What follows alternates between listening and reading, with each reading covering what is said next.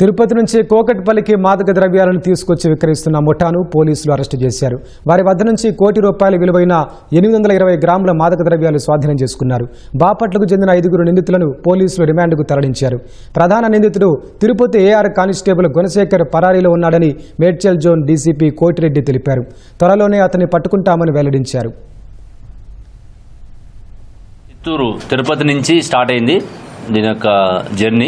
తిరుపతిలో ఒక ఏఆర్ కానిస్టేబుల్గా పనిచేస్తున్నటువంటి గుణశేఖర్ అనే వ్యక్తి గత కొంతకాలంగా ఈ డ్రగ్స్ సంబంధించినటువంటి మెటీరియల్ సప్లై చేసేటువంటి క్రమంలో ఇందులో A2గా ఉన్నటువంటి ఉన్నం సురేంద్రకి ఈ ఎపిసోడ్కి ముందు బెంగళూరులో పోయి ఒక 500 గ్రాముల సేమ్ ఇదే మిక్స్డ్ డ్రగ్ని అక్కడ అమ్మడం జరిగింది. మొత్తం వీళ్ళు 6. గుణశేఖర్ ఏఆర్ కానిస్టేబుల్ అబ్స్కాండింగ్ ఉన్నాడు. ఇప్పుడు ఈ సురేంద్రకి ఉన్నటువంటి ఆర్థిక ఇబ్బందుల్ని అధిగమించాలనే ఉద్దేశంతో ఒక ఈజీ మనీకి అలవాటు పడి అతను ఇచ్చినటువంటి ప్లాన్కి ఓకే అనడం బాలానగర్ SOT అండ్ పోలీస్ జాయింట్గా వాళ్ళు ఒక క్రెడిబుల్ ఇన్ఫర్మేషన్ తోటి దీన్ని బరస్ట్ చేయడం జరిగింది.